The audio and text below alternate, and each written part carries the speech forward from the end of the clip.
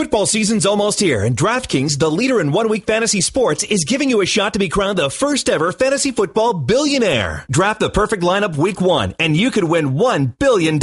Just use code HUDDLE to play in DraftKings' free Week 1 contest with $100,000 in total guaranteed prizes. And if you draft the perfect lineup, you can win $1 billion. It's free. Why wouldn't you try? DraftKings.com. Code HUDDLE. Eligibility restrictions apply. See DraftKings.com for details. This is the Dan Le Batard Show with the Stugotz podcast. Greg Cote of the Miami Herald in with us today. Ron Magill of Zoo Miami will be here in 2 hours. The Marty Party, 2.5 hours. Marty Smith will join us. I just saw on the television here Kevin Pillar's catch last night for the Toronto Blue Jays center fielder. I don't know that I've ever seen before what I'm about to describe if you have not seen the catch, which is a guy leaves his feet and he's not on the warning track. And by the time he comes up with the out, his head is hitting the wall. I don't think I've ever seen that before, where Kevin Pillar left his feet and he wasn't on the warning track. And by the time he finished sliding on the warning track, after catching the ball, his head was hitting the wall. You had that great catch that Jim Edmonds made, but you're right. It didn't happen exactly like that. No, yeah, Jim Edmonds' catch was a better catch. I just don't think I've ever seen that. Put that on the poll, Guillermo. Have you ever seen that before? Have you ever seen that before? Yes or no? Matt Stafford is making the news today because he's getting so much money. It's 5 years, $135 million, and we've reached an interesting place in football where that right now is the going rate for what I'm about to say, which is if your quarterback's not the problem, but your quarterback's also not the solution, that's the going rate now. Because I don't know what you do if you're in that circumstance as the Detroit Lions, but I would be tempted to see what I could get for Matthew Stafford because somebody needs that. Somebody needs a quarterback who's competent, but you're not going to win anything with that quarterback. That quarterback's not going to win you anything. Well, is it Matthew Stafford's fault or the surrounding talent? Because that team has made the playoffs 2 of the last 3 years. Okay, well, wait a minute. But the thing that you say, first of all, it's a quarterback who's never won a playoff game. Right. It's a quarterback whose stats against winning teams are godforsaken. Like, He's 1-25 on the road against winning teams that end with a winning record. Mm-hmm. And I believe the stat was 5-46 against teams that end with a winning record. You can't, that's all there is in the playoffs, is teams with a winning record. Sure, I understand. You cannot win with that quarterback. And so when people say, well, is it the team? Man, you guys love to give the credit to the quarterback when he wins. Why are you protecting him when he loses? Like, you guys love to do that. You love to give all the credit to Brady when he wins. You're not saying team sport then. Right. I'm not protecting Matthew Stafford. It's just where we've arrived. And as a Jet fan, I'd love to have Matthew Stafford. Matthew Stafford might be, if he played for the Jets, the greatest quarterback in Jets history. But that's what I'm saying, Joe Namath. But if you're in the Lions' predicament, what do you do? Because I look for a team like the Jets, and I'm like, he's 29. You want him? Right. What are you going to give me for him? Because I don't want to spend the next 5 years of Stafford doing that, being okay, but I'm not going to beat Aaron Rodgers. I'm not as good as Aaron Rodgers, and I'm not beating Aaron Rodgers. And that's not, and it doesn't matter where Aaron Rodgers is in the division, he's going to come chase me down and beat me, and he's going to tell me so.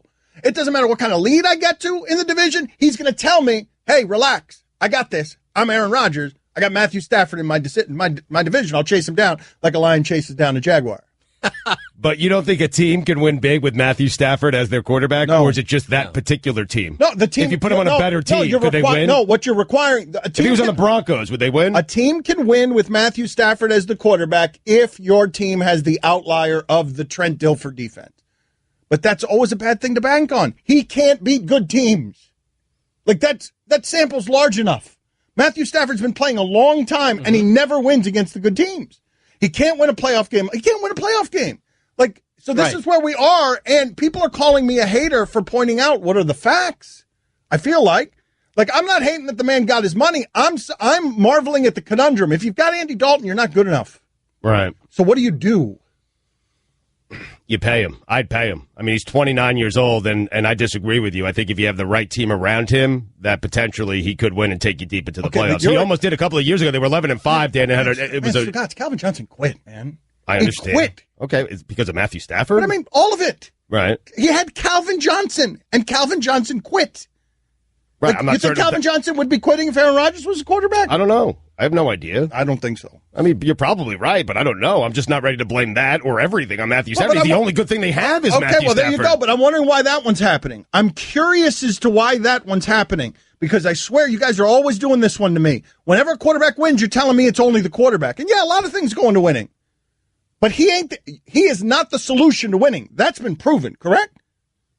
Yes. Drew Brees wins games. His defense is terrible. He goes and he wins games. He wins playoff games. He wins the Super Bowl when his defense doesn't help him. I guess it's been proven. I'm just saying, for a dreadful organization who really never does anything good, at least 2 out of the last 3 years, that quarterback has gotten them to the playoffs.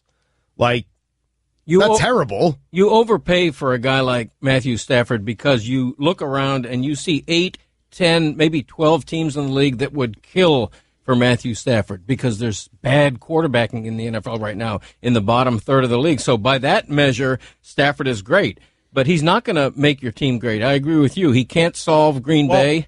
He's just a quarterback. He's Phillip Rivers. Phillip Rivers is better than he is. He's better, but look, Matt Stafford is going to have prolific numbers. He's going to have a career where 5 years from now, somebody's going to be going, he's got a chance for the Hall of Fame. I don't think he does, but his numbers are going to speak for that. Well, but this is the part that's problematic, okay?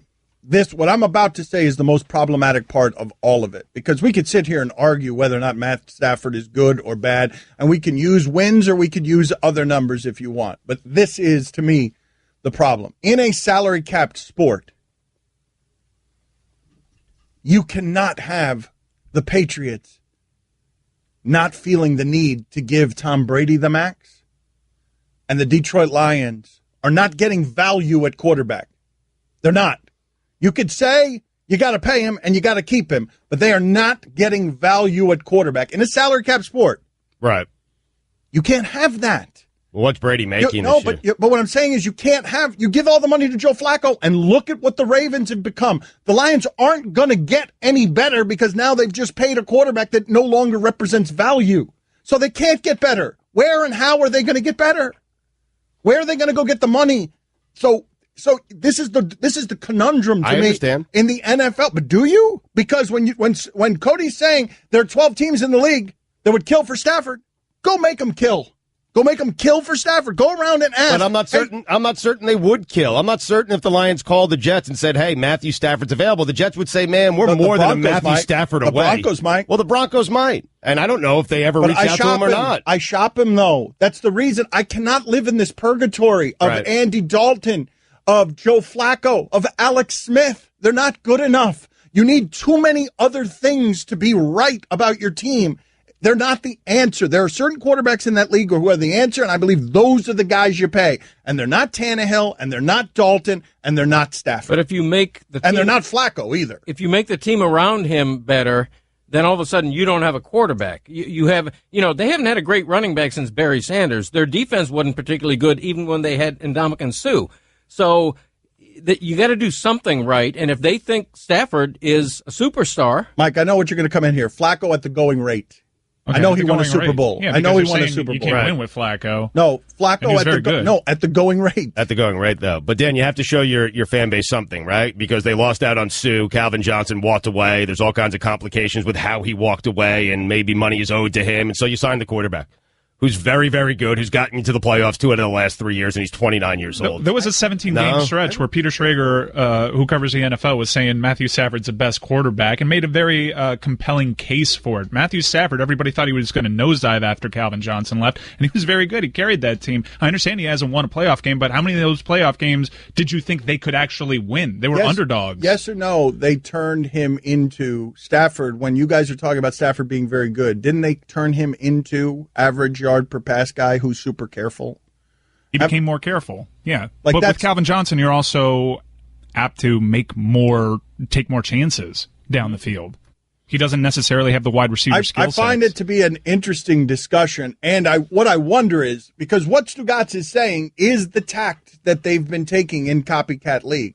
Pay Dalton, pay Tannehill, pay Stafford. I wonder when someone's going to flip that, because the team that did was Denver with Cutler. And then years later, they got good enough. Denver did it with Cutler. They're like, get out of here. And everybody was like, why are they doing that? And the Bears jumped on it. the way somebody like the Bears would jump on Stafford now if you were because the Bears. What did the Bears trade? The Bears Kyle traded. Orton No, but it was a couple of first-round picks, wasn't it? There were picks, and Kyle Orton was like part that. of it. If that's what you could get for Stafford, you don't do it. Now I don't know if you can get that for Stafford, but I would think that maybe if you can get it for Cutler, you could get it for a 29-year-old Stafford. I would have been shopping him all over the league and saying, "How desperate are you? You guys want a quarterback? Let's see. Here, you can have this one." But you want the Broncos' first-round picks if they have Matthew Stafford because that's going to be deep in the first round. I mean, that's what you're getting in return for a guy that a lot of people would say is a franchise quarterback. I know, but Green Bay got Aaron Rodgers deep in the first round. Like, you could get a good quarterback. But they already have a good the quarterback. Browns have spent 20 years with high draft picks not getting one. I know, but now who do they have? Now, you tell me what's the better situation. What would make Detroit happier? If I told them right now, you traded Stafford, but you drafted Kaiser. You've got Kaiser now. Yeah, after 20 years. I know, but what I'm saying is, of course, you got to be in the draft. Yes, they've done it poorly. Yes, they've done it poorly at quarterback. I'd rather have Stafford than 2 low first-round picks. Okay, because Chicago traded for Cutler, has been bad in all those years since, and Denver won the Super Bowl.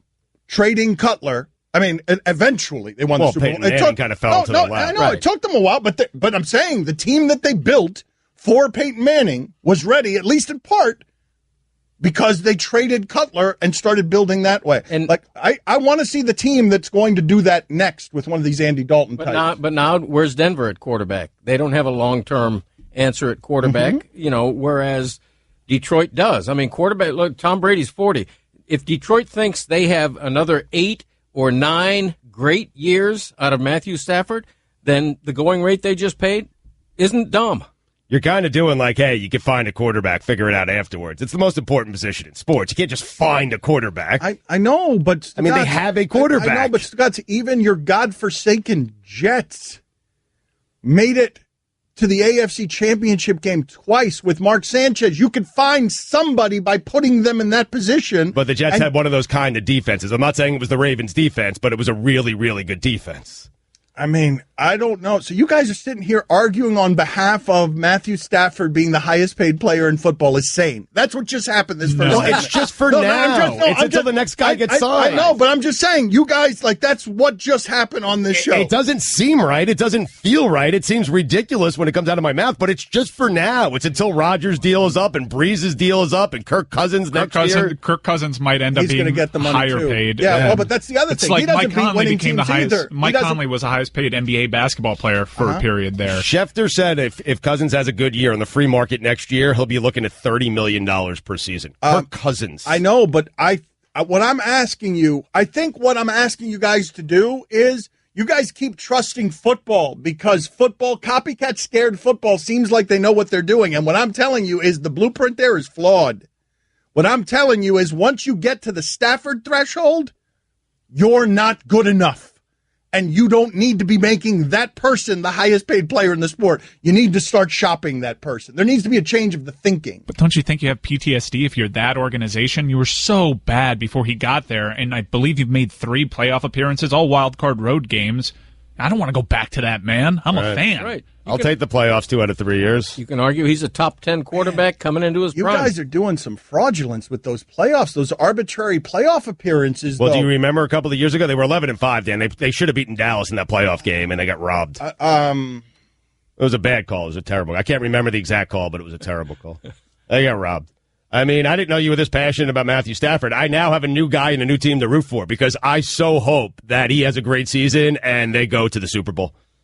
I'm not even rooting for the Jets. Why would I root for the Jets this year? I am a Lions fan. Greg, you in? Oh, totally in. All right, go Detroit. To find us on a station near you, visit ESPN.com/ESPN Radio and click the station locator tab. Dan Le Batard. Pot calling him Kettle Black, as my grandma used to say. Nellie Doogie. Stugotz. Nellie Doogie is your grandmother's name? Used to be. Still is, I guess. It is. But it's on a headstone now. Will always be your name, Greg. What kind of name is that? It's an odd name. I believe it's a French name. We were of French ancestry, which I don't like to talk about a lot. This is the Dan Le Batard Show with the Stugotz on ESPN Radio. I am embarrassed after all of these years that I, who continue to consider myself a decent learner, have not yet learned when and how my tone makes me deeply unlikable on the radio. So I am volunteering a $5 fine for the last segment before anyone has called me out on it. And I'm going to see if we can discuss this a little more, or I can discuss this a little bit more reasonably as it comes to Matthew Stafford, because I've legitimately been surprised by the response in this room where Stugotz and Greg Cote think, yep, highest paid player, that's fine. Stafford's a good quarterback. Right. So I'm legitimately surprised by that when he is 5-46 against teams that end up with a winning record. He's 1-25 on the road against teams that have a winning record. And you're sitting there during the break making the argument to me about how he almost won a playoff game at Dallas. And that almost is the only almost in his playoff resume of almost playoff wins. Right. Got robbed in the fourth quarter of that game, a game they probably should have won. You put $20 in there instead of $5. Is that for? Are you thinking maybe there's going to be future fines here because your tone? I'll get changed in a little bit. Okay. But what I want to ask you guys is this, because I'll see if I'll find a better connection point with you on this. Because I suspect I will on what I'm about to say. Because the big divider between fans and athletes tends to be money. And so when I ask you this, if Brady in a salary cap sport where you have to find winning in the margins because they're not allowing you to have an advantage with money, if the key is to find value, if the Patriots don't have any overpaid players, they never overpay a player. You will never hear of the Patriots doing this. Never. The Patriots don't do this. They don't make Stafford the highest paid quarterback in the league when we're all looking at it and saying, how can he be the highest paid player in the league? How can Mike Conley be how can Joe Flacco? The Patriots will never do that. So in a league where Tom Brady is taking the discount, why can't Matthew Stafford sign for a sum of money that allows them to build around him when he knows good and well over the last 10 years that what he's had isn't good enough? Why can't he sign? And I'm not the one who's ever telling others to take less money, but in a salary cap sport where Brady is doing that, Stafford has to be highest paid? Like, that doesn't happen by accident that it becomes highest paid. That becomes set the market. That's become set the market for the union. But to me, it gets in the way of them being able to build around him in the future. But at some point, I might be wrong. I don't think that I am. At some point, Brady signed a big contract. Now he continues to restructure it so they can bring in other guys. And who's to say that Matthew Stafford wouldn't do the same if asked to do it? My point is that in Tom Brady, the Patriots somehow have value. You cannot argue to me today that Matthew Stafford and the Lions have value at the quarterback position. You can argue if you want that they've got a good quarterback. Right, that'd be hard to. But you cannot argue that they have value in a salary cap sport. It's easy for Brady to play at a discount because he's trading that for championship rings. You know, it's the same thing we see in the NBA where Durant maybe signs for a little bit less because he knows he's got an excellent chance to win a championship ring, just like Brady does every damn season. Otherwise, I don't fault anybody for getting as much money as they can. You know, if I'm offered a raise, I'm not going to say, you know what, give me half of that raise and give somebody else more money. It just doesn't work in the real world. Man, I've done that all my life. It only works in sports if you're playing. I've done it with every contract I've negotiated. Thank you. Seriously. I've done it with every last contract I've negotiated. And we're certainly not talking about the stratosphere that these guys are in. And we're not talking about a salary cap sport either, right? Where by taking more of the money, you're actively getting in the way of your chances of winning when you've never won a playoff game not taking the most money. Right. Yeah, that's true. But then you're acting like you can't win. I mean, Brady is getting paid. He's going to get paid north of $20 million this year. He's the 14th highest player in the NFL. Derek Carr, the Raiders have a good team around him. Derek Carr he's the second highest paid player in the league. Derek Carr is younger. Derek Carr is still on the rise.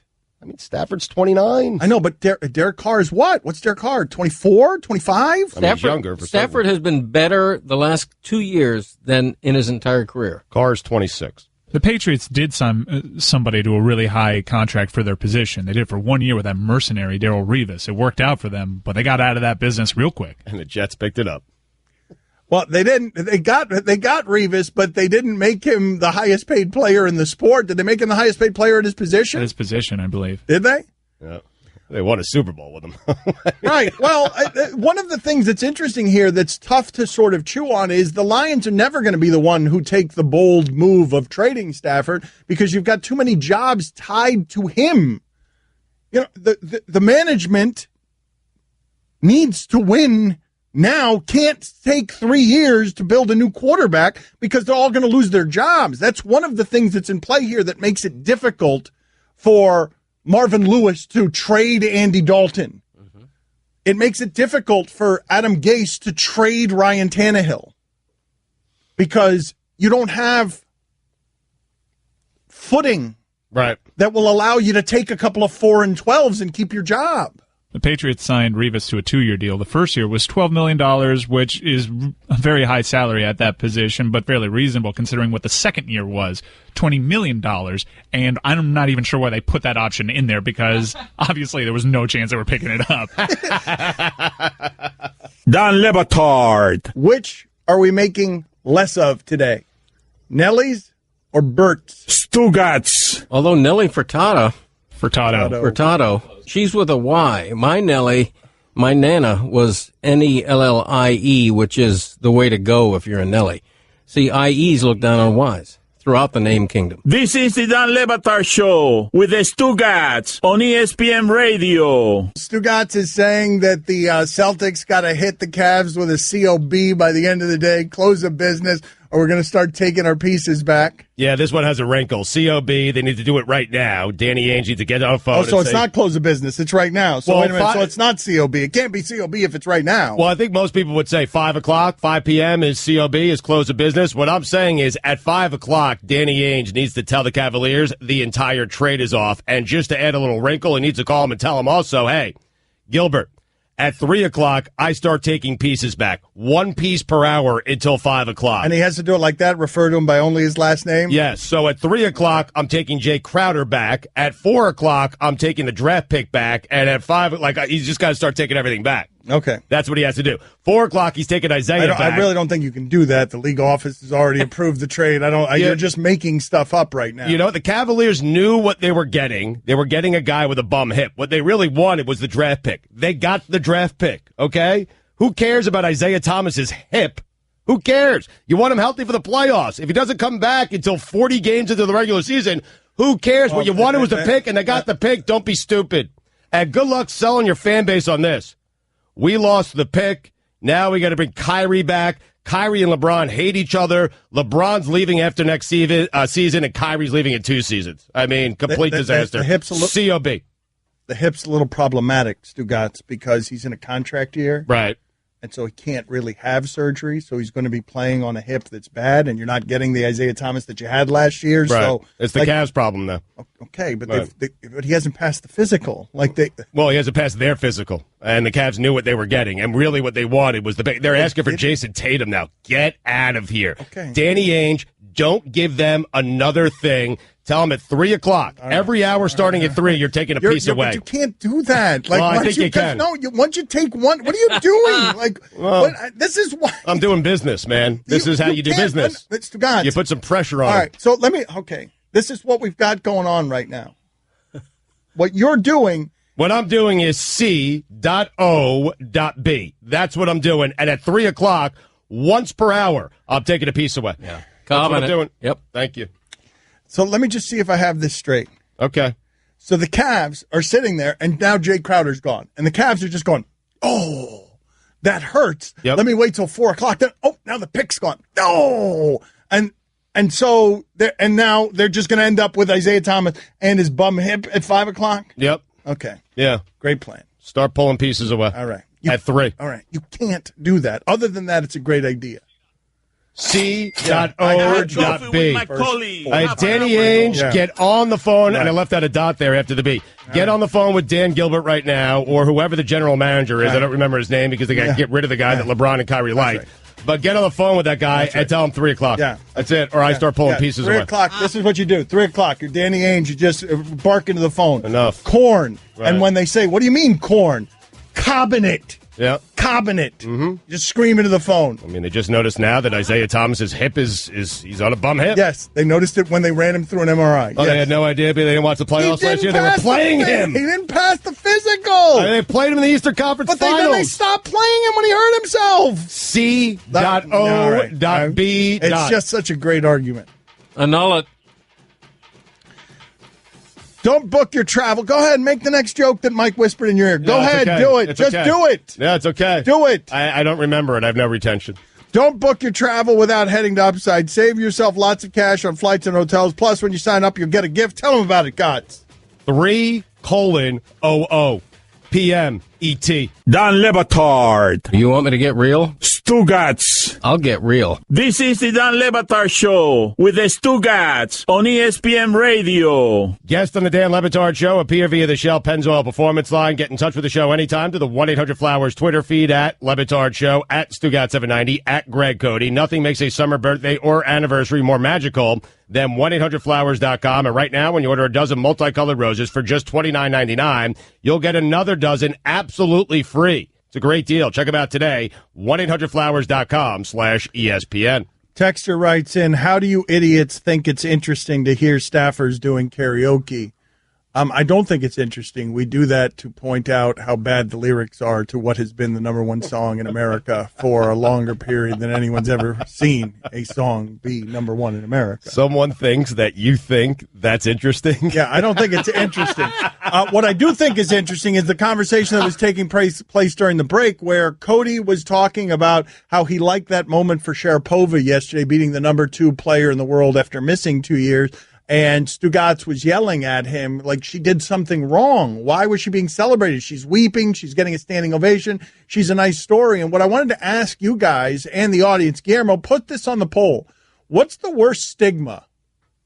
Steroids or recreational drugs? What's the worst stigma for athletes? Wow. PEDs or recreational drugs? Because I think I might argue in a puritanical, moralistic America that is not quite like Miami, that most people have more of a problem with marijuana and cocaine, even though what Sharapova did is impinging upon the integrity of the sport by cheating. And I think somehow the moralizing in sports is such. Am I wrong?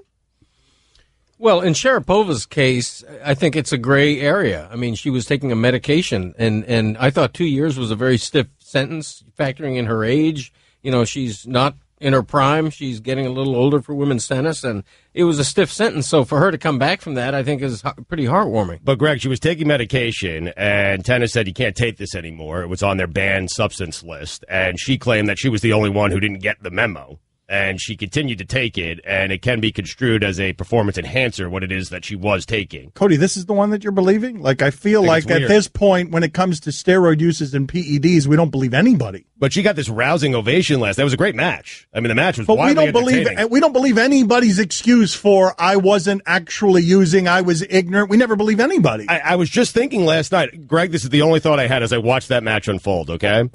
Would Serena Williams get similar treatment? From the fans, from the media, from everyone. If she did, that's what I was thinking last night. Whoa! Now imagine she's white. Whoa! That's what I was doing. Stugotz did that? Yeah, I did. Stugotz who cannonballs out of every race conversation? I must admit it felt strange what I was feeling and thinking last night, but Whoa! That's what I felt. I mean, Greg, do you think Serena gets the similar treatment? I think Serena's very good. It's Dan, Stu, and Greg Cote on ESPN Radio. Okay, Kevin, for the grand prize of $1 million, what color is the White House? I know this. 5 seconds. Oh, switching to Geico could save you a bunch of money on car insurance? Okay. Judges? That's true, Kevin. They'll allow it. Congratulations. You're a winner. Woo! Geico, because saving 15% or more on car insurance is always a great answer. Football season's almost here, and DraftKings, the leader in one-week fantasy sports, is giving you a shot to be crowned the first-ever fantasy football billionaire. Draft the perfect lineup week 1, and you could win $1 billion. Just use code HUDDLE to play in DraftKings' free Week 1 contest with $100,000 in total guaranteed prizes. And if you draft the perfect lineup, you can win $1 billion. It's free. Why wouldn't you try? DraftKings.com. Code HUDDLE. Eligibility restrictions apply. See DraftKings.com for details. Don Le Batard. Stugotz is kind of morally bankrupt. Stugotz. That's fair. This is the Don Le Batard Show with the Stugotz on ESPN Radio. ESPN Radio is presented by Progressive Insurance, creators of the Name Your Price tool. Choose from a range of coverage options and pick the price that works for you. Ron Magill, noon Eastern, on the Shell Pennzoil Performance Line. Here's your SportsCenter update. Rockets owner Leslie Alexander donated $4 million to the Hurricane Harvey Relief Fund, started by Houston Mayor Sylvester Turner. The team announced the Astros ownership also agreed to donate $4 million to the relief efforts. Outfielder Yoenis Cespedes will miss the remainder of the season because of a right hamstring strain, the New York Mets announced on Monday. And finally, former Eagle and Congressman Jon Runyan has been driving an Uber for the last 9 months. Runyan made more than $40 million during his playing career. He insists this isn't about making money. He's doing it because sometimes he gets bored. That dude's as big a human being as I've ever stood next to. I could not believe the size of that man when I stood next to him. For all the latest headlines and information, tune in to the SportsCenter on ESPN Radio all throughout the day. You have said forever that Kim Bokemper, former Dolphin defensive lineman, is the biggest man you've ever stood next to. Runyan replaces him? Shaq. I've never stood next to Yao Ming, and Shaq is the biggest human being I've stood next to. And Bryant McKinney is right there. But Runyan is in that conversation. That dude, when I stood next to him, I don't ever feel small. I mean, I'm 6'3", 245 pounds. Like, I don't ever feel small, except when I stood next to Jon Runyan and Shaquille O'Neal. I agree with you on Shaq. I mean, I'll never forget the first time after he joined the Heat that I'm in the locker room looking at his empty shoes. Just the shoe. Yeah, size 22 or 23. It's unbelievable. I mean, Runyan is 6'7", 350. Right. McKinney, too. McKinney's in that area. One of the things we learned, shockingly, during the break, Guillermo, put this on the poll, is Greg Cote self-absorbed? We learned during the break that Greg Cote has an amazing blind spot when it comes to his own self-awareness. Because Greg Cote, I was making fun, Greg Cote takes more selfies than an Instagram model. And so I was making fun of him. And he was wondering, why do I do that? And I'm like, because nobody loves Cody more than Cody loves Cody. And so we went around the room and asked everybody, is Cody self-involved? And they all looked at me like, what are you talking about? Of course. Cody's like, really? I am? I don't think of myself like that. Mm-hmm. Except you just sit here, and the only things you laugh at during the show are when your voice comes up on the rejoins. You sit there and smile and nod, and you're so happy that it's your voice. Yeah. And he does that specifically to keep you in the right mood. Some of those rejoins are great. They're fantastic. Right. Yeah, when you're that deep in, you don't see it. Like, Greg is so deep in on loving himself that sometimes it blinds you, and I think you're blinded by it. Take it from a man who knows. Well, Greg, he was just asking, during the break, well, if I'm so self-involved, why do the texters seem to like me so much? And I'm like, because you're in on the joke, because you don't take yourself seriously. We were actually talking about the idea of what would Trump buy himself in approval rating if any of you thought that he could ever laugh at himself? Oh, it would buy him so much, man. Like, can you imagine a scenario where Trump would make a mistake, be embarrassed, and laugh about his mistake? Can you even imagine that somewhere within his personality construct? Absolutely not. But if he did, it would help him out enormously. Or if he did it from the start, like right when he was elected, can you believe that I'm the president of the free world? If he tweeted something like that out, it'd be funny. Yeah, because self-involved without a sense of humor about it is not quite as likable. And there's so many opportunities he's had to be self-deprecating. Like the one time at that summit where that famous meme showed him elbowing past another world leader. That would have been a perfect chance for him to make fun of himself for doing that. Well, who's like that? Who in sports could benefit from that the most? The idea of it. Who in sports could benefit the most from, you don't think that person is fundamentally capable of laughing at themselves? Wow, that's a good one. Belichick, maybe? Well, yeah, but don't you hear all the stories that Belichick does laugh at himself? Well, but it's not even that, though. With Belichick, he doesn't need it. Nick Saban? Right. But those two guys don't need it. Yeah, I guess you're right. What do they need it for? They're winning, and everyone acknowledges their greatness. But people don't like them. A lot of people don't like Nick Saban in particular. Okay, fair enough. People don't like them, and maybe they buy themselves something, but people respect them.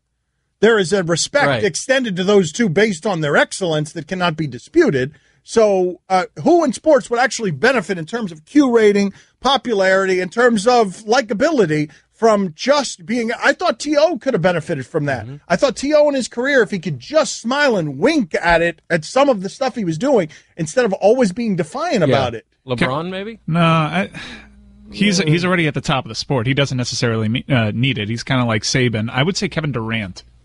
Well, you saw that Foot Locker commercial, right, with Ndamukong Suh and Boogie Cousins. And Foot Locker is making some really good commercials. In fact, Foot Locker is making better commercials than Nike, I dare say.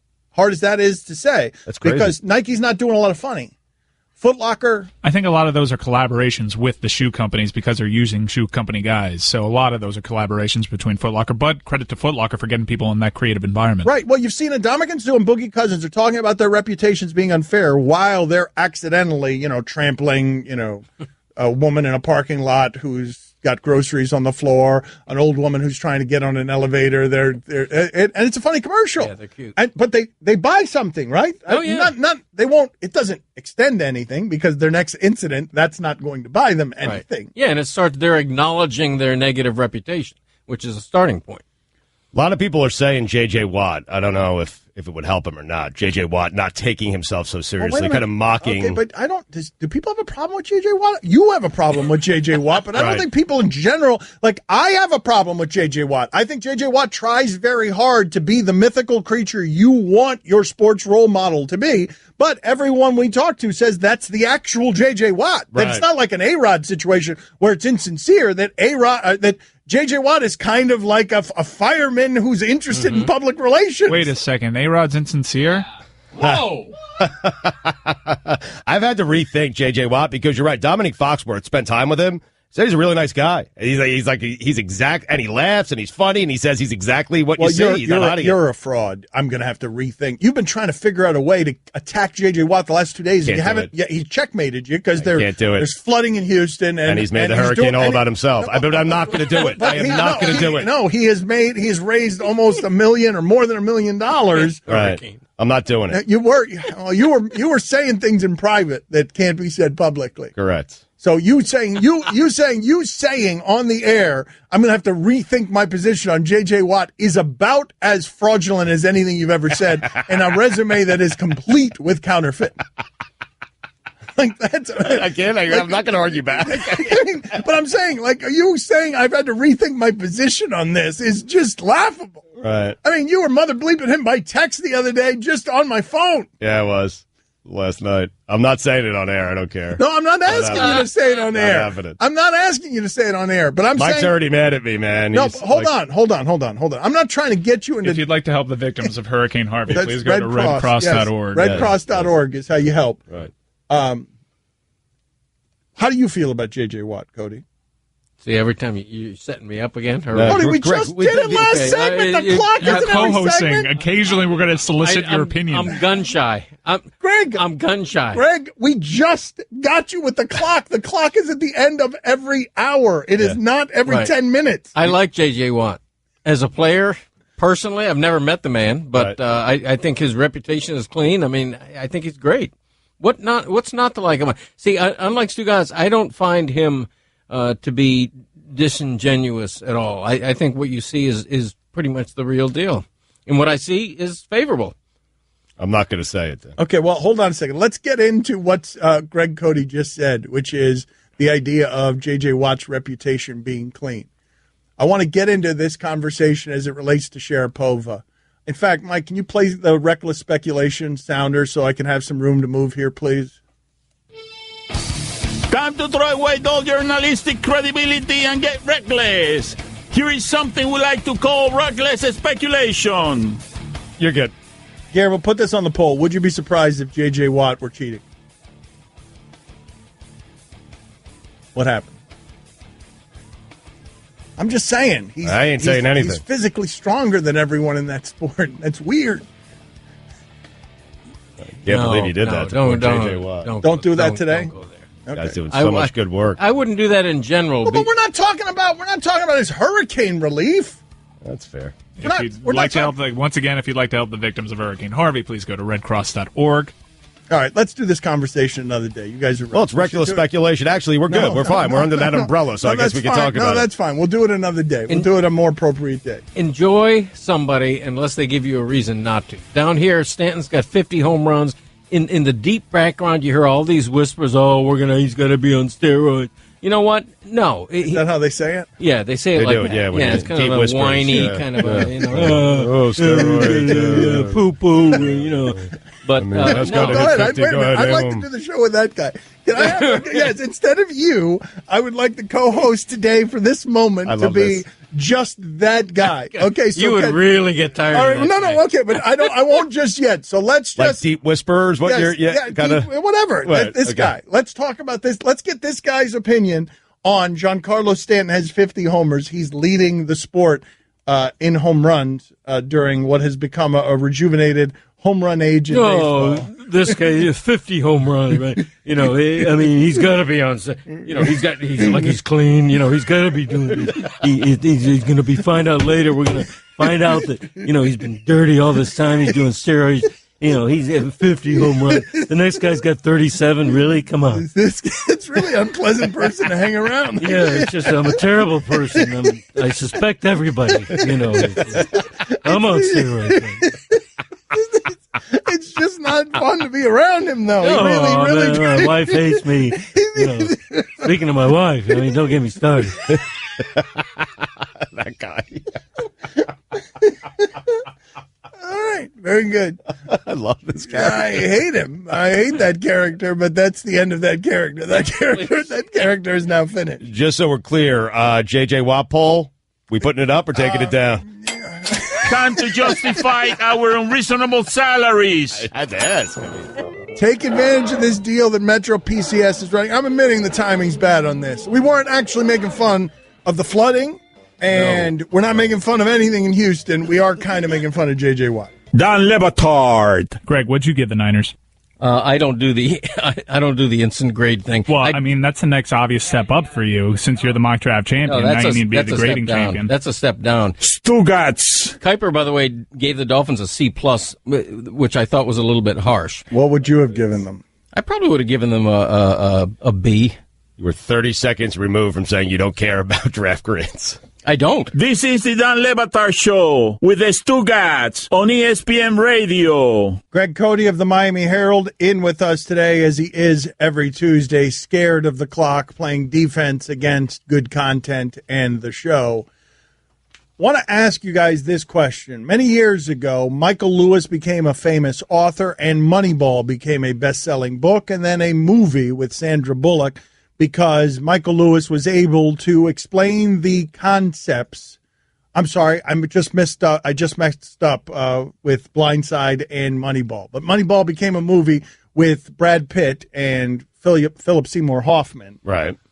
And what incredible range by Sandra Bullock. The subject matter was dense because basically it was a movie, and all the participants in the movie didn't understand how the book could become a movie. It was a movie about exploiting market inefficiencies. But basically, Oakland was winning baseball games without spending money in a salary cap sport, and Michael Lewis explained it in a way that connected with people in a huge Hollywood way. Right. If you watch the movie, it's basically all Scott Hatterberg. He's the reason. Scott Hatterberg is sort of because he walked. Yes, exploiting a market inefficiency. People weren't finding value in walks at the time. Batting average was still something that was being measured instead of the more accurate measurement of value, which is how few outs do you make. And so the walk is as good as a hit, regardless. It seems obvious. The thing that I'm jumping off to, though I've explained it poorly and meandering, is the idea that right now in football, America's most popular sport, there is a team that is winning and nobody has any idea how it is they do it. Like, we are all confused at how it is that the Patriots can make all of their players so disposable that they can win the Super Bowl when Tom Brady sits out 4 games. They can win the Super Bowl when Gronk is out for a long time. That all of their players seem to be somewhat interchangeable, except maybe the quarterback position. Right.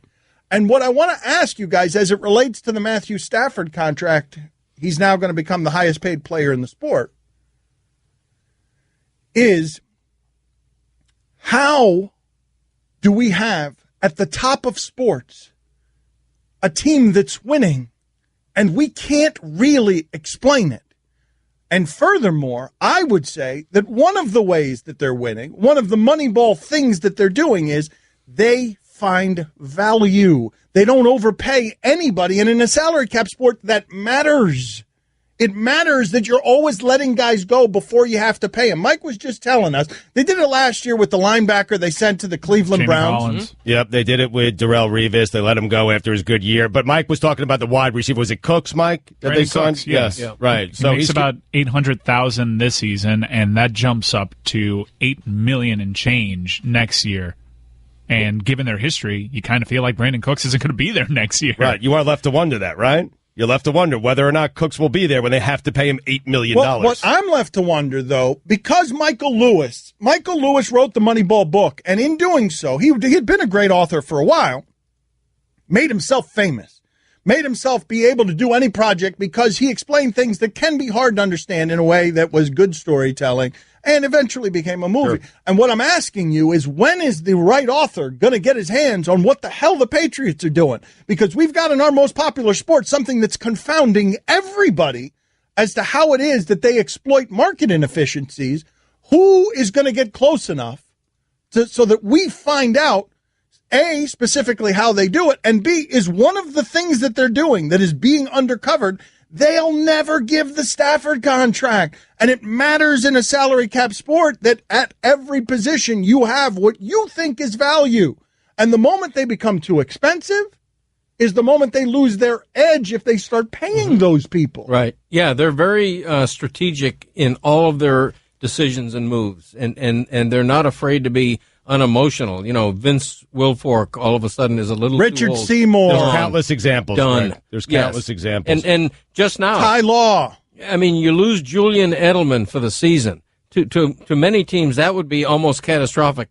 To the Patriots, you're like, you don't know. Fill in the blank. Well, no, they slide Chris Hogan over to be Julian Edelman. No, he's not going to be. Is he going to be? He had 2 touchdowns the second Edelman went down. Edelman's not really a slot receiver. I think you're doing that just because he's little and white. Yeah, I probably am. Right.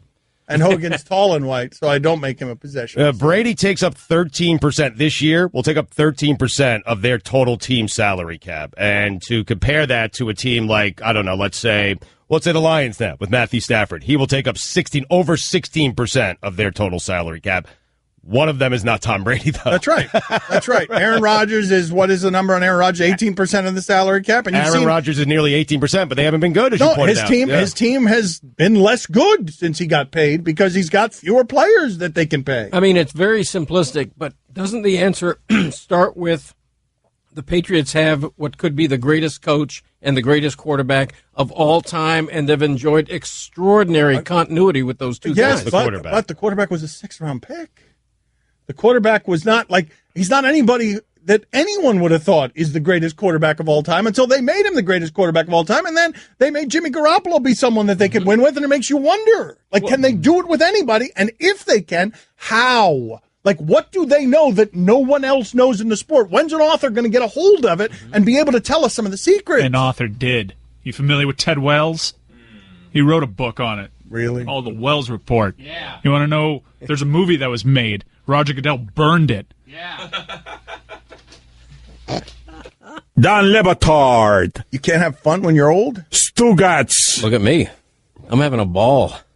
Balling it. This is the Don Le Batard Show with the Stugotz on ESPN Radio. Greg Cote of the Miami Herald is in with us today. He has a Back in My Day. We will get to it in moments. He's happy with it. He put up a selfie on Twitter last night of himself smiling because he takes more selfies than an Instagram model. And in it, he said, when you didn't have a Back in My Day, but all of a sudden you like the idea. So he's got an idea, and we all look forward to hearing that Back in My Day. Yeah, I wouldn't oversell it if I were you. All right. Only because I liked the idea probably more than the execution of the idea. Okay, right. Very good. Did you have a few beers in you when you liked the idea? You never know. No, I kind of do know. I kind of do know. Yeah, it's late at night. You're out of several beers. Several. I mean, he said a few. Right. I want to ask you guys this question before we get to the Back in My Day. Is there anything else quite like that in popularity or entertainment? Anything quite like the Patriots, where something is hugely popular and everyone who likes it looks at it and says, how the hell are they doing that? Don't we usually have the answers for things that are wildly successful? Despacito? Don't we? Don't we normally have the answers? To me, honestly, one of the great mysteries of my lifetime, not just sports, my lifetime, is that something is allowed to exist at the top of our most popular sport, and all of us are sitting here saying, yeah, 100 catches, Edelman, whatever, they'll figure it out. Right. It's like, that's not normal. Like, wait, they lose Gronk, they lose Brady, and we're like, yeah, they win the Super Bowl still. Anyway. The Packers lost Jordy Nelson with Aaron Rodgers, and people were freaking out. I mean, you're not allowed to just lose Edelman, and everyone is like, No matter who they lose, it doesn't matter. Jimmy Collins was a Pro Bowl linebacker. They let him go. No big deal. Interchangeable, man. But what I'm saying is, what else is like that? Somebody, give me an example of something that's hugely popular, something that everyone is interested in, and we don't know how it's successful. Imagine Dragons. Time now for Greg Cote. He's back in my day. Excellent. And now, it is time to take a trip down memory lane. Here's your guy, Greg Cote, with Back in My Day.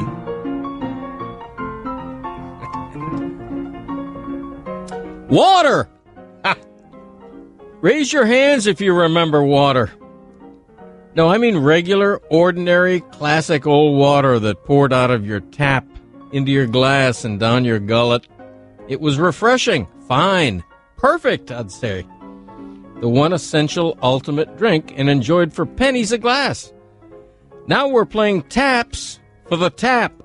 Water as we once knew it is dying, murdered by our obsession for what's next, our mistaken belief that everything can always be improved upon. Water now is bottled water, spring water, artesian water, flavored water, antioxidant water, carbonated water, all glorified designer versions of the original, and all at great cost because companies know the gullible will drink it up. Folks, there are three things that should never cost money: air, sunshine, and water.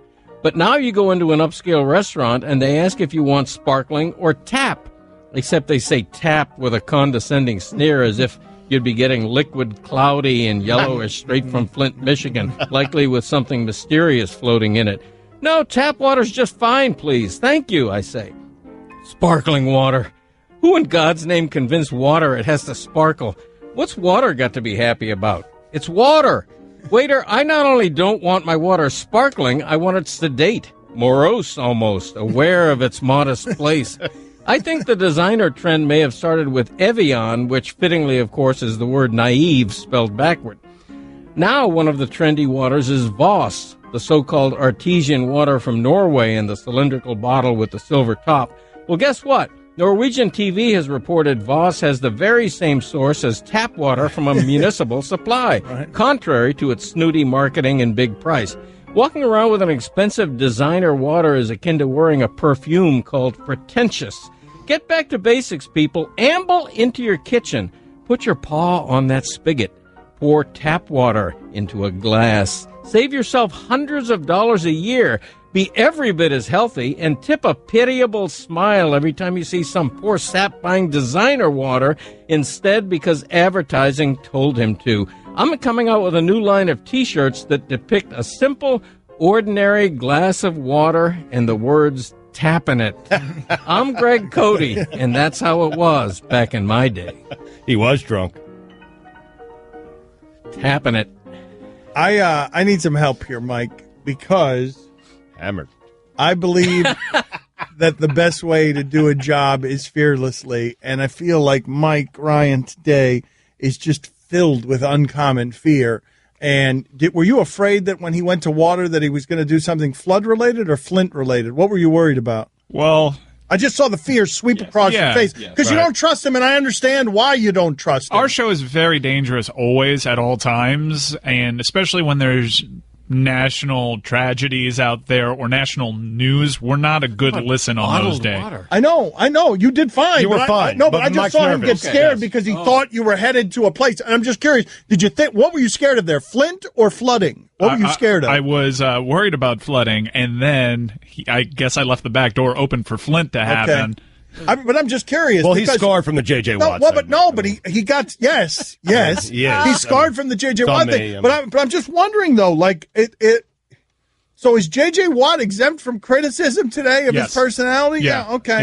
Yeah. Guys, it's just a week. We can handle the week. Right. He is doing a good deal. Praising J.J. Watt. I know, but I'm not down on J.J. Watt. I'm not the one with the. I don't think that Stugotz is representative of the audience as a whole. You asked in if he terms was of how cheating. he feels about J.J. Watt. Well, It's that's not a different conversation. It was under reckless speculation too, and you were good. Okay. Dan, it's just not the day to ask whether or not he's taking steroids. You shut up. Here's the thing. You shut up. Here's the thing about J.J. Watt and cheating. I can't believe you did that. Possibly cheating. Hold on a sec. I didn't do anything. Hold on.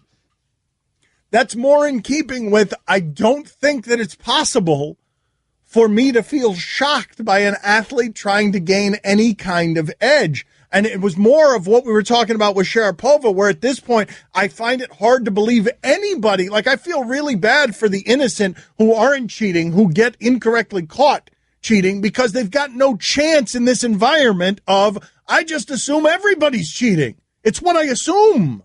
Because whenever I'm faced with seeing a bunch of things where competitionaholics are going against each other, trying to win and always trying to gain an advantage in a way that sometimes a safety will cut off his finger because he wants to get on the field. If you care that much, you're probably going to check the pharmacy out. Yep. Anybody, though. I'm just talking about everybody. You have said there's not a single person, not a single athlete where if we discovered today they were taking steroids where you would be surprised. Me, not for me. Right. I'm saying that right now everything's so contaminated in sports that anybody is in play on this. Really? And I'm not even doing it physically. I'm talking about everyone. Pedroia, everybody. Edelman, everybody. I mean, Mike, would you be surprised if Altuve was tested positive? You would be. D. Gordon. Be shocked? D. Gordon got 50 games. You surprised by that? I was surprised by D. Gordon. But I'm saying if D. Gordon, But now you're armed with D. Gordon. You have that information, so you'd still be shocked? Until I did some research and realized D. Gordon weighed 30 pounds heavier than he did a couple seasons prior, even though he's still tiny. Guillermo Mota, go look at him. I think they got him twice. He's made of straw. The only proper answer this week as to why is J.J. Watt so big is because his heart is fair enough. humongous. There he is. That's and why. it pumps out more blood. That's why. That's right. Great American. That's totally accurate. What you're saying there, that is the reason that J.J. Watt is so great. If you took J.J. Watt's heart out of his body, he would weigh as much as a fetus. But his heart is that big. Mm-hmm. And so that is what we should be celebrating. Yep. This week. The heart of America. The last couple of days. You let me know when we can get back to normal programming, please. Can I get an announcement? I would like an announcement on that. Can we have some sort of official? I want something to go off where my father says, okay, it's okay to criticize J.J. Watt now. I want it officially announced around here. I got a lot of pent-up things. I know you do. I got all of them last night on my phone. I know. He's turning red because he's holding them in. I got them all. I got a private show last night. Him ripping J.J. Watt's charitable efforts. It's amazing. Don Le Batard. That guy's an idiot. He's not smart at life. He's not smart at books. He's not smart at people. He's not smart at interesting radio. He's not smart. But that person has listened to the show every day for the last 6 years. Should stop now. Stugotz. I wonder, though, if it's on us. Not on us. We're great. Awesome. Best hour ever. Yes! It's been our best hour in 6 years. Yes. Double middle fingers to you, idiot moron jackal. Woo! That hour just won a Marconi. What do you think of that? I don't even know what a Marconi is. Really? You ruined it. We had a flow going. We had it going. That guy's Pasta, right? This is the Don Le Batard Show with the Stugotz on ESPN Radio. Greg Cote of the Miami Herald in with us today. Mike, were you able to find that promo that I thought was awful that you were alleging was good? An ESPN radio promo that a couple of different things bothered me about it. It was overdone, and then the ending really bothered me. Let's listen to this together and just put this on the poll. Do you like this ESPN promo, yes or no? Who's the voice at the beginning? Do you know Mike Ryan? I don't know. All right, it's very heavy-handed. This is a cat who has been fighting since he was a baby. His father was a fighter. He is a guy who has never lost. This is Prince with a guitar in his hand. This is Michael Jackson on the dance floor. This is one of the best of all time. And now he's fighting a guy who's never fought a professional fight. If he loses to Conor McGregor tonight, boxing goes to sleep for good. Oh, the echoing at the end. Why was there a heartbeat in there? And it is all over in Las Vegas tonight. The fight that had everyone talking ends in a 10th-round TKO. This went exactly as scripted or planned by Floyd Mayweather. McGregor is a stand-up fighter. He's undefeated in the octagon. My job is to go out there and fight, and that's what I did tonight. To be in the sport 21 years and to make over $1 billion is truly a blessing. Last fight, absolutely? Yes, last fight, absolutely. So all you young guys, don't call me out. I'm through. I'm an old man, and I retire now. Congratulations, Floyd. Thank you, ESPN. I love you guys. Continue to do a great job. That at the end. What is that? Not needed. What is that? Self-serving fat. That's the reason the promo was made, baby. That would be my nickname if I was in a baseball uniform the last couple of days. Self-serving fat. That's a quality promo, man. Oh, it's terrible. Oh, that's radio, man. That is sports radio. The voice at the beginning, by the way, is Myron Metcalf. Wow. And I maintain anything is better with that that sound effect breaking. We could get Greg Cote's Back in My Day about water. No, but can we get that sound? Hold on a second. Can we get that sound? Are you saying it would make it good? Hold on, Mike. I want you before the end of this segment, Mike, I want you to get that sound, and I want to do Cote's character, whining, complaining character. I want the whining, complaining character before the end of this segment because I dispute what you're saying, Mike Ryan, that you can make anyone good with that sound behind it because the heartbeat does help. The echoing voice helps. But how gratuitous was that? Floyd Mayweather telling ESPN it did a great job because nobody this week asked Mayweather any hard questions about all the domestic abuse in his past. ESPN, you did a great job. Once you get that sentence, you decide to build a promo around it. Okay, so that's what we're doing? That's what we're doing now. Yes. ESPN self-congratulating. Right. Hey, we got a quote. Mayweather thinks we're great. Mayweather Told us to keep up the good work. Of course work. he did. He's happy with everybody. He just rummaged around in everybody's pockets. Easiest fight of his life. I want to get to this Ezekiel Elliott story in a second, too, because Jerry Jones is sitting here saying, Mike, let me know when you have that sound so that we can do this promo with Greg Cote's bitter, complaining character. How would you describe this character to the audience that's just joining us now, this character that was just developed earlier in the show? I have to remember what the voice was. I've lost the character. Really? Wow. It was a complaining, bitter, like an old curmudgeon who's miserable about everything and questioning everything. 50 home runs. Yeah. I'm sure he's on steroids. I was inspired by what I would consider to be like a complaining New York sports fan, quite frankly. We'll go to him in a second. But Jerry Jones is now saying there's no evidence on this. This Ezekiel Elliott thing is going to a hearing. Right. I mean, the NFL did a 13-month investigation. I'm certain the NFL would like the Cowboys to be happy and would like one of their young stars, Zeke Elliott, to be on the field. They did a 13-month investigation, and they felt like there was evidence. So you found it, Mike? You ready to go? All right, so you're of the belief that anything is better with that sound behind it. So do you have the cadence down like you don't remember the character? Yeah, I'll get it back. Okay, yeah. Does he need his hands? Yeah, something like that. All right, go ahead. What are they? Says Pendency. It's Dan, Stu, and Greg Cote on ESPN Radio. Daddy, where do babies come from? Honey? Mommy went to the store. Oh, well, you see, there's a mommy and a daddy, right? Right. And see, when they call Geico, they could save a bunch of money on car insurance. Oh, really? And that makes them happy? Yes, that makes them very happy. That's good. Yeah. Well, I'm glad we could have this talk, sunshine. Geico, because saving 15% or more on car insurance is always a great answer. Football season's almost here, and DraftKings, the leader in one-week fantasy sports, is giving you a shot to be crowned the first-ever fantasy football billionaire. Draft the perfect lineup week 1, and you could win $1 billion. Just use code HUDDLE to play in DraftKings' free Week 1 contest with $100,000 in total guaranteed prizes. And if you draft the perfect lineup, you can win $1 billion. It's free. Why wouldn't you try? DraftKings.com. Code HUDDLE. Eligibility restrictions apply. See DraftKings.com for details. Don Batard. Let me go around the shipping container filled with frightened refugees. What do you imagine Pitbull smells like? The bidding starts with facts and info. I think he smells like my dad's cologne. Guillermo, what do you imagine Pitbull smells like? A combination of sweat and like agua de violeta. Oh, nice. Stugotz. Roy, what do you got there? Drakkar Noir. Mike, what about you? What would be your guess on what Pitbull smells like? Fireball.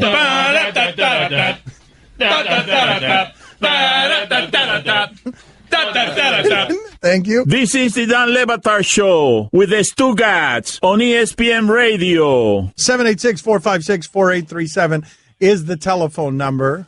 And if you want to talk to Ron Magill and have something other than questions about your puppy, I would appreciate it, because there are a lot of questions here about people and their puppies, and I don't want this to turn into a vet segment. I want it to be an animal segment. I don't want this to be the call that you make to your vet. 786-456-4837 is the telephone number. Can I have the first question then? Yes. Ron, has a lion ever eaten a jaguar in the history of this planet? Not that I know of, but, I don't know if everything has happened. It would have to have happened in captivity because, of course, the jaguar only occurs naturally in tropical America, and lions only occur naturally in the eastern hemisphere. So they don't swim across the ocean. They would not normally meet. I thought you might say that, but what about in ancient Rome? The gladiators, they would just entertain people. What about Greg Cote's claim that he's seen a lion eat a jaguar, even though, they're on different continents? Yeah, well, if Greg Cote claims to have seen that, it would have to have been a forced confrontation by some sick individuals, and I would terribly and profoundly condone it. I mean, condemn it. But who would win a hypothetical bout between? Well, that really didn't go the way that you expected it to there, Ron. Well, the one who would win it in a hypothetical battle would be a lion because he's exponentially larger than a jaguar. Is that right? But you condoned it. I know, I condemned it. I corrected myself, Dan. You never made a mistake? You've never said the wrong word at the wrong time by mistake? You've never done that, Dan? Nope. It would never happen to me. I'm always right. Yep. Wow. Matt, you're on with Ron Magill of Zoo Miami. Go ahead, Matt.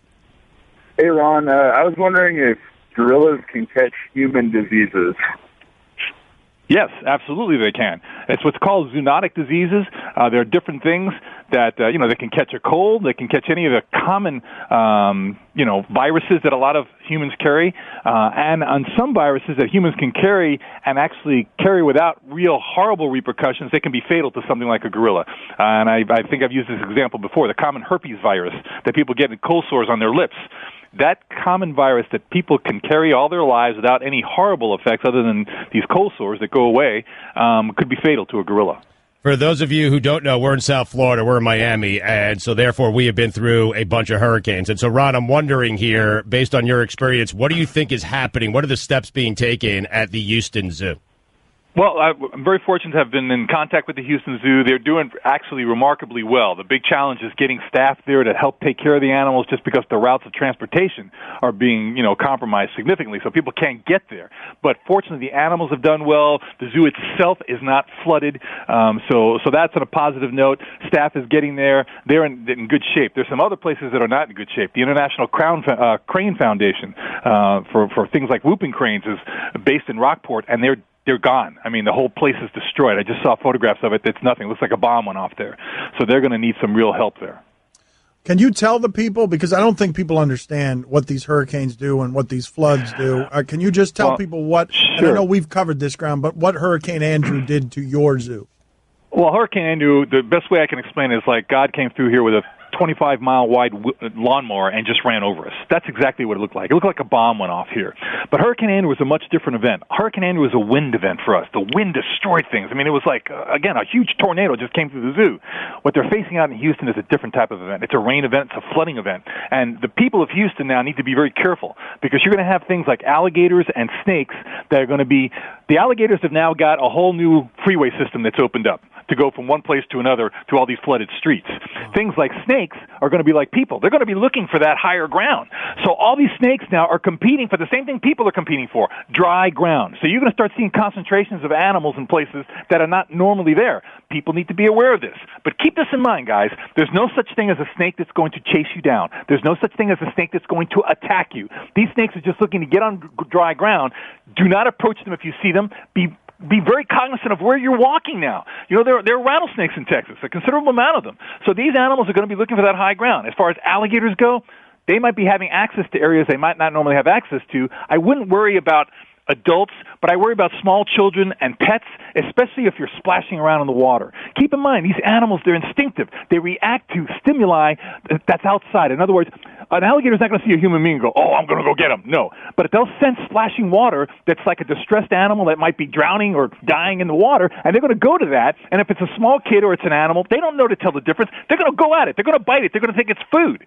So understand that. People in Texas now just got to be much more aware that these animals have great access to different areas that they didn't have access before. You might find a freaking alligator on the front porch of the Shell gas station where it was never there before, and you might find snakes up in your terrace now, or maybe even getting up close to your roof where you're hanging out trying to get away from the water. So just be aware, keep your distance, and understand these animals are not knowingly going to attack you.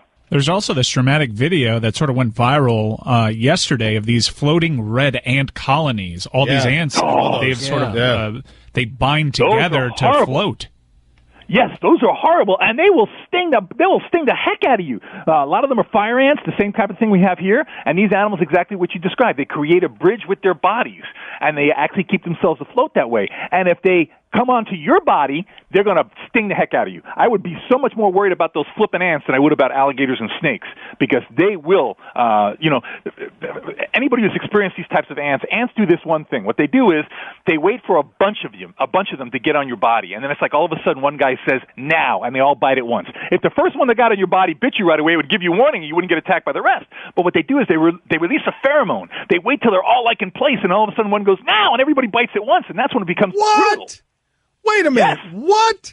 They send each other a code so it feels like a giant animal is biting you instead of just one animal? Exactly. That's exactly what it is. It's a pheromone that they release at the same time, which is a signal, okay, attack now. Oh, look at the fake Conor McGregor with his tongue out yesterday. Now he's just shocked and horrified and scared back there.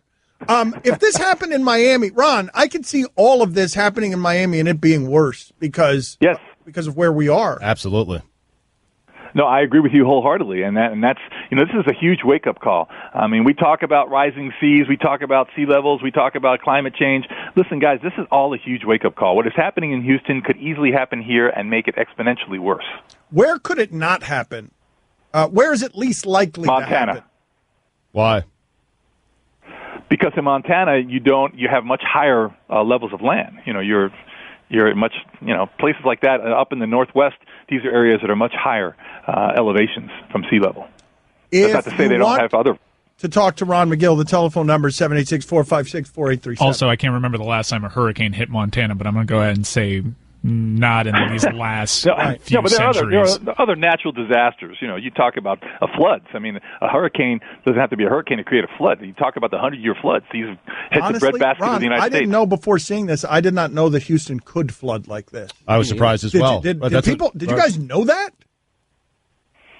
Yeah, I was aware that Houston could flood. I mean, just because of where it's located. I mean, that whole Gulf U area there, from New Orleans all the way down to Galveston, that's just yearning to be flooded. Yeah, see, because New Orleans, New Orleans being famously below sea level, like that one I understood. I did not think that Houston was capable of being flooded this way. Regardless, because all the questions here are about your dogs, and I don't want questions about your dog, let's go ahead and do play-by-play on whatever video it is that we've sent you. What do we have today? I'm putting it on now. It's a cheetah. Oh, it's a cheetah's stalking. Oh, it's three cheetahs, three guys. I don't know what they're looking at. Oh, it's an ostrich! These cheetahs are going to try to take on an ostrich. Ostriches are the largest bird in the world, can run pretty fast, but most importantly, those legs can kick. Okay, one cheetah's decided he's going. The other two waiting behind, watch to see what happens. Okay, the other two behind, he's going in the gallop. Oh, now he's going after a male ostrich. The male ostrich got the feathers, he's going full gallop. Okay, he's running right alongside, but he's not making the kill yet. He's not going to jump. No. Oh, now they're coming against the female. The male outruns the female, so the cheetah stays behind and goes, oh, it's the female. Oh, now the other cheetahs are coming on there. Okay, he's running. The female's got her wings wide open. They're running side by side, but he makes the lunge. He's on her butt. He's riding her. Oh, my God, it's a cheetah riding a freaking ostrich. Now the other two cheetahs are coming in. This is fantastic. He's riding the ostrich, but she's not going down. All of a sudden, she goes behind some trees. The other ostrich goes, oh, boom, she's down. Oh, wow. Tremendous call, All man. I want to do is say zoom, zoom, zoom, and a boom, boom. We're delayed, so we're watching it now on TV. But the ostrich does look like a giant turkey. It does. It looks like a giant turkey. And, fast. man, wait a minute. What happened? Did the man just run by the woman and leave the woman to get eaten? Is that what happened? That's exactly what happened. That man is the Stugotz. That man ostrich is the Stugotz of the day. Just ran right past the woman saying, look, I don't have to be faster than the cheetah. I just have to be faster than my wife. Yeah, I totally bail on Abby. Oh, my God. Tostitos. I can eat a whole bag of them. I have. 2, 8, 16. Oh! Don Le Batard. Greg Cote of the Miami Herald does an annual gala. The PFPIs. It's a gala, man. What does PFPI stand for? Pro Football Predictions Incorporated, but we just say PFPI. Stugotz. Greg Cote is the only one wearing a suit and largely the only one taking this seriously. No, I think just about everybody but Christopher took it seriously. That's not true. No one takes it serious. Don't you dare. So Greg Cote's wearing a suit. He's handing over a trophy to a family who don't want his trophy, don't want him driving. He's just now realizing all this. Just dawned on him how stupid all of this is. This is the Don Le Batard Show with the Stugotz on ESPN Radio. Watching on television now, our friend Marty Smith. He's in the Alabama weight room with their strength coach. It is fairly amazing to me, the access that he's gotten, because clearly Alabama football likes Marty Smith. Well, Nick Saban likes Marty Smith. They're allowing him into every crevice of the facility in a way that I do not associate with that program. Last time I saw him on television, he was wearing, and looked ridiculous, a full Alabama uniform. Right. And he's going to join us in 10 minutes. The Marty Party's going to join us from Alabama. He's kind of like a chummy salesman. He's such a nice guy. He does a really good job of getting the people that he's covering to like him, and he gets very close to them. He's likable. He's excellent. Yeah, the Southern accent is disarming. It makes him seem friendlier. No, he is friendly, though. But He's very nice. He's very kind. Guillermo, put it on the poll. Did you have any idea that ants were strategic planners that worked in unison to attack you? I mean, no idea. It was crazy. You saw how hard it was for our group to sing Talking Sandwiches as hard as they can. You saw how hard it was for us to organize 5 people to sing a ridiculous WFAN jingle. Ridiculous. And these damn ants. Listen to this story here. I was playing golf one day and must have stepped on a fire ant hill while stepping into a sand trap. I hit my shot, picked up the sand rake, and I raked the sand trap. All of a sudden, it felt like my forearm and hand were dipped in boiling water. I looked down, and there were hundreds of fire ants on my arms. I didn't feel them get on my arm until they sent out their attack signal. I had welts from their poison on my arms for months. I did not know that ants had an attack signal. I didn't either, man. But I've stepped in a pile of red ants, but it is so painful. My ankles. But I didn't know they all bit at once. I thought that they just bit at different times, and that's what you were feeling. Not that they were coordinating. Look at this sucker we've got here. Everybody, 1, 2, 3, now! Bite. What is that?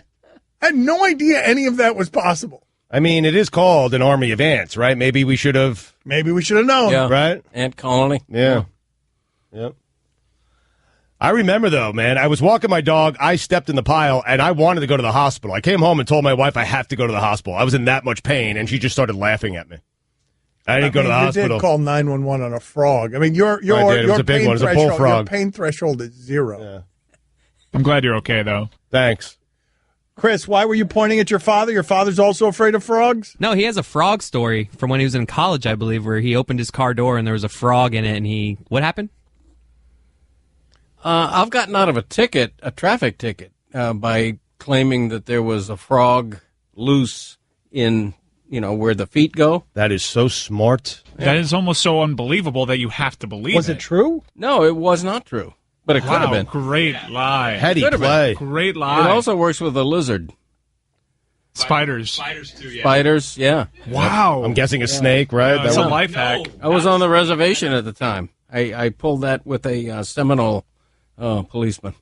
Can't do a snake because not a detail that was relevant in any way. I don't. Why can't you do a snake? Because the cop might. Totally useless. It's obvious it's not in there. The phrase "I was on the reservation." I mean, it's totally useless detail. So Ezekiel Elliott here is going into his hearing, and Jerry Jones is saying this issue is complicated because there's no evidence. And I actually want to talk about this because I find everything that's happening around this to be fascinating for a number of different reasons. One, Ezekiel Elliott is going to have very few allies, and they're only going to sound like Jerry Jones. All of Ezekiel Elliott's allies are going to be people who benefit from what Ezekiel Elliott does well. So they're not impartial. The cause, we can all agree, is a good one. Sure, be super punitive with people who hit women. It's a scourge, it's a plague, and we need to correct it. But we are in such a bad place here, Greg, where because Roger Goodell's investigations have lacked credibility, because football has decided to become a leader on this issue, even though it's in over its head in deep water that it is not equipped to swim in, you now have a situation where Roger Goodell is incentivized to make these penalties so stiffer than they would be under normal circumstances, because he knows they're going to get knocked down by a union that's going to fight him on him. So this is what's actually happening here. And does anyone think this is right?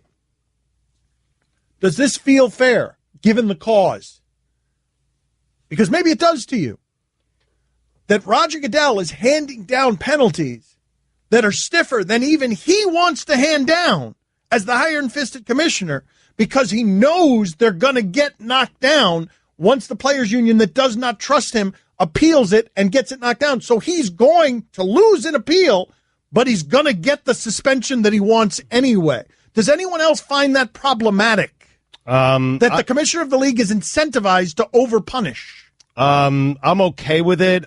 What you're saying, just so we're clear here, is he's going to give Zeke 6 games knowing that it's going to be down to 4 games, 5 games, which is what he actually wanted in the first place. It's what he would have done if his investigations didn't have a credibility problem. He'd just give him 4 games. I don't see a problem with that. Do you, Greg? Like, I'm okay with the NFL. The greater good is a good one. The greater good is a good one. I just don't think the greater good is actually being solved. I don't think they're doing anything to cut into domestic abuse with stiffer penalties. And maybe you're right, but I will say this, like, the cops don't always get that right. There's a lot of cases in which, the female does not want to step forward and say anything. And the NFL, you have to give them some credit here, Dan. They made a big mistake. I understand what you're saying. Now they're going to over-penalize. But they did a 13-month investigation. They're armed with a lot more information than we are. Yes, agreed. But the part that I find problematic is they've botched these investigations, and because they now are incentivized to even be firmer because of how incompetent they've been in the past. But you don't think if they did a 13-month investigation and nothing came back, don't you think Zeke would be playing football week 1? I don't know. That's the fine. I don't know what the evidence is here when Jerry Jones is saying there is no evidence. Well, I'm a little uneasy with the fact that the league is punishing somebody who was never arrested or charged, and I'm also uneasy with the league appointing itself as a grand jury or a district attorney's office and launching a year-plus investigation lacking the foundation of an arrest or a charge. The part that I find problematic, dangerous, even though I understand that in this instance Ezekiel Elliott makes for a very bad martyr, is what Greg Cote just said, that the NFL is in a position now where, despite botching this to the highest levels in a way that had us calling for the commissioner's job, they're doubling down.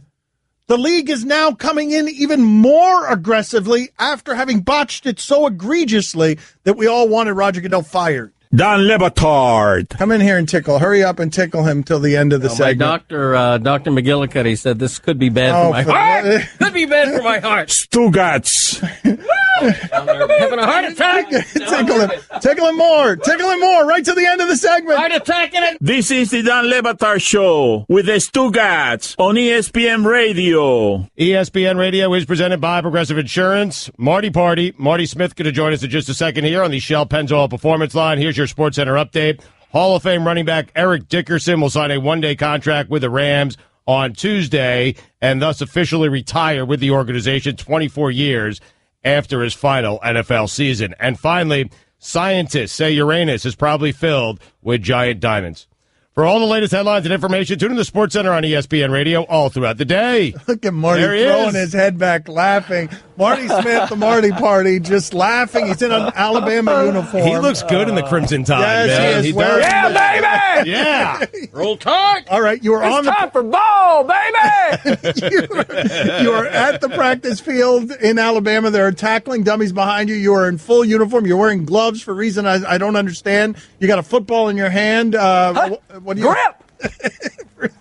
Okay. All right, so let me explain to you why I'm fully dressed out in pads. And in fact, because you're Marty. I have one of these too. We'll get to that in just a minute. You got a helmet. I got a helmet too. So I'm fully decked out because just a bit ago on SportsCenter, we did this really interesting sort of demo for this technology they have here at Alabama and several big-time schools called Catapult. What that is, it's a GPS device basically that can track speed, velocity, impact, all of these different measurements so that the staff can keep tabs on the players, what they're doing, when, and how. So we thought it would be interesting if I dressed out fully and they compared my ability as a 40-year-old father of three to some of the greatest Alabama football players currently on the team. Now, I know this is going to impress you guys. In full pads, I ran 17.5 miles an hour in the 50. That's pretty good for a 40-year-old father of three. Now, just for some context, Alabama's wide receivers and defensive backs, they run like 24 miles an hour. Okay. We don't need to get into that. How about the linemen? Encroaching upon their positions. Who are you faster than? Are you faster than their linemen? I actually did all right. So they had this chart, Danny, that was like, I think it started around 12 miles an hour and went all the way to like 25. And they have like this freak scale that's 21 to 25. So I was sort of close to that. I don't know. I can ask the guys here. What's like a normal measurement for a lineman? Oh, 17. So I'm as fast as a lineman, You are fellas. as fast as Get a fat some of guy. that, baby. Congratulations. Get some of that, baby. I don't know what you're talking about. You're as fast as... Get some of that, lineman. All right. Get You some don't want none of this 165 pounds, boys. All right. Can I get you to race? Are there any linemen around there? Are they in class? Is it possible to get you right now to race an Alabama lineman? No. There's no lineman, but I could take off running. Okay, Just run. we'll do that I in a want to see him second. run. I want to see him run. Hold on. Right. Perhaps at the end of this segment, you will take off for a bomb. Is there someone there who could throw you a bomb? Yes. All right. Nice. Jonathan Wiley, my ace producer. He's always there. He's got the wing warmed up. All right. He's ready to throw me a bomb. We will warm up the wing for 4 or 5 minutes. He's going to run, catch passes. Right. And anything else, tackling we're going sled? to have to do my play-by-play here for the audience because only a few people are watching this on television. But what have you learned, Marty? Because you have pretty extraordinary access to the Alabama team.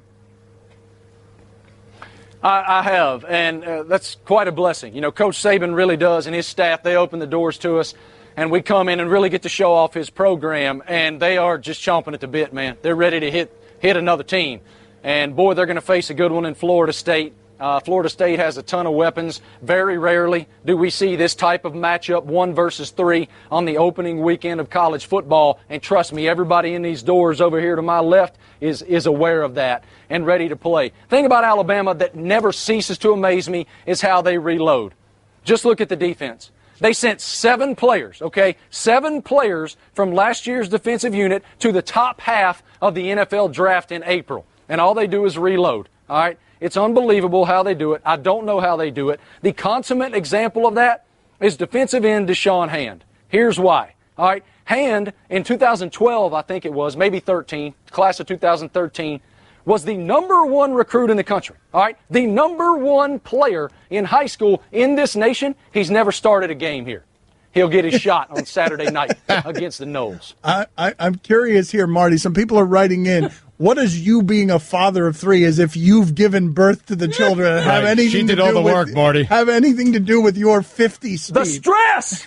It's the stress, man. That's right. It's a good point. Anybody who's a parent out there understands. Nothing ages you like being a parent. All right. Those little snots. You got to tell it. You trying to raise them right.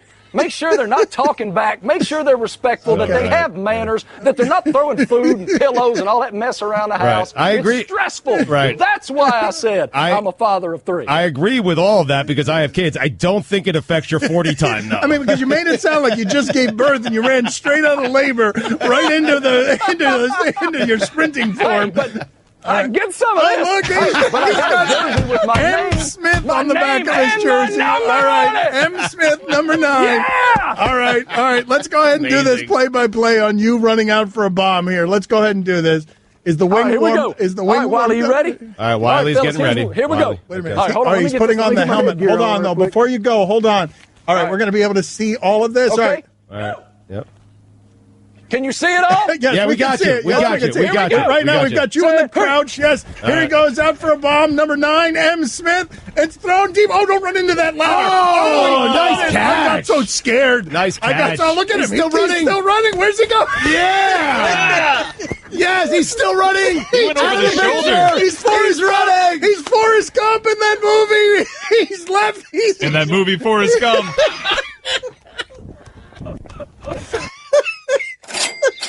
I had coffee with my colleague half an hour ago. He's coming back winded. I'm putting the mic back on. Oh, yeah, put the microphone back on. I mean, Wiley is deadly accurate. Yes, that was a great Wiley's pass. got a chooch, man. Oh, I was so afraid. Marty, I was complimenting your arm. Marty, Yeah, I was he's so great. afraid you were going to run into that ladder, Marty. Too elusive, bro. Too many skills on this body for that. Way to go, M. Smith. I'm a little out of breath, I'll admit. Yeah, we can hear it. I'm a little bit winded. Really? You were great, though. I love you, Marty Smith. I love you, man. I love you, too. Love you. You're the best. I love buddy. you. Where can people Watch this. Watch these skills. CB. All right, let me spin go. the ball? Oh, he kicked it. He spun the ball and then kicked Man. it. Marty, when's the next show? When is Marty Smith's America? When is the next? Quit pounding on your uniform and your name. When can people check out Marty Smith's America? When's the next one? Wednesday night, September 5th, 9:30, ESPN 2. All right. We have 2 really cool stories. All right. One on the return of UAB football after a couple years off, and then we hung out with Brandon Marshall for a day in New York for a very enlightening conversation. I am out of breath. You're the best. Yeah, You're the best. Thank you, Marty. Outstanding ovation once again. Marty Party is undefeated on the show. It's always been great. Every single time he's been on with us. Don Le Batard. Who are the most overzealous fans? I think Taylor Swift has the most overzealous fans. She had to be pulled off a stage at Madison Square Garden, I believe. Swifties. Yeah, Swifties. Yeah. Stugotz. Perry Como's got some real fans as well. They're crazy, those people. Comoites, I think they call them. This is the Don Le Batard Show with the Stugotz on ESPN Radio. Many of you are claiming that you knew that ants struck in synchronicity with an organized, biting, stinging strike, and I believe you to be liars. Would you be kind enough, Stugotz, to update the polls, please? Yep, I would. If you give me a second here. At Le Batard Show is where you reach us on Twitter. Why are you laughing? What are you looking at? I mean, this is kind of what we do at the end of the show. We update the polls. I know. I didn't update them. I apologize. I was busy eating wings during the commercial break. I'm getting there, though. I'm almost there. I'm ready. The Twitter poll is brought to you by Upside. Now say big on travel and get a big gift card every trip you buy. You'll love Upside.com. That's Upside.com. Will you sometimes call your childhood telephone number? 82% of the audience said no. I know. I'm with you, Greg. I do it, too. Have you ever seen that before? I don't believe that you do it because that means someone might answer. I'm going to give it's on the Joe Harper list for the next edition of Stu Lies. Go ahead. Not only do I call that number, and not only is it the same number, I'm not going to give out the address, nor am I going to give out the phone number. I have gone to my old house in Port Washington, New York, where I grew up, and I've knocked on the door, and I've asked if I could look around the house. Mm-hmm. And they've allowed me to do it. Now, they've upgraded the house big time. They did a much better job with that house than my mom and dad did, but they've allowed me to do it. We drive by 1440 all the time, by the way. Christopher will tell you that. Yep. Yeah, but that's not the same thing as calling the number. Now you have to have, if someone picks up, you have to have the conversation with that person. Well, I talk to them about the house. Yeah, ask them how the house is doing, how the neighborhood's doing. I do. I call the number and ask for me.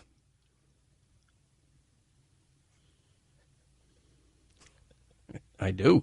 Is Greg there? Who? Greg. He lived there back in the 60s. Go ahead and... I have proof, by the way. I have pictures. There's a big rock in the front of my old house, and we all used to wait by the rock to get picked up by the school bus, and my daughter has sat on the rock and taken pictures recently. I did that in my dad's car last summer, and then I made an illegal U-turn and blew out all 4 of his tires. Ran right over a curb. And how about this with my dad?